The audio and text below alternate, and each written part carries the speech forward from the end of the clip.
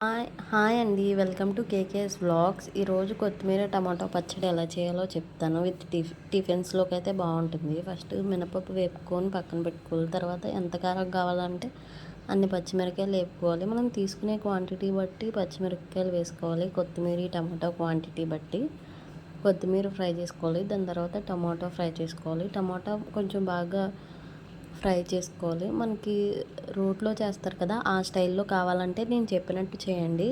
రోట్లో చేసినట్టే వస్తుంది.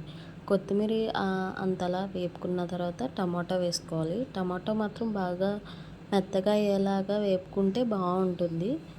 కొంచెం పచ్చి పచ్చిగా దింపేసుకుంటే చట్నీ అంత బాగోదు. టమాటా కూడా మొత్తం ఫ్రై చేసుకున్న తర్వాత అన్నీ మిక్సీలో వేసుకుని సరిపడగా సాల్ట్ చేసుకుని మిక్సీలో ఆడే విధానం నేను చెప్పినట్టు ఆడితే రోటీ స్టైల్లో వస్తుంది అనమాట. రోటీ పచ్చడి అంటారు, అలా వస్తుంది. అంటే కొంచెం బరకగా ఆడాలన్నమాట. బాగా పేస్ట్గా ఆడితే అది రోటీ స్టైల్లో రాదు. విత్ చట్నీ టిఫిన్స్కి బాగుంటుంది. మీకు ఈ వీడియో నచ్చినట్టయితే ప్లీజ్ సబ్స్క్రైబ్ చేయండి.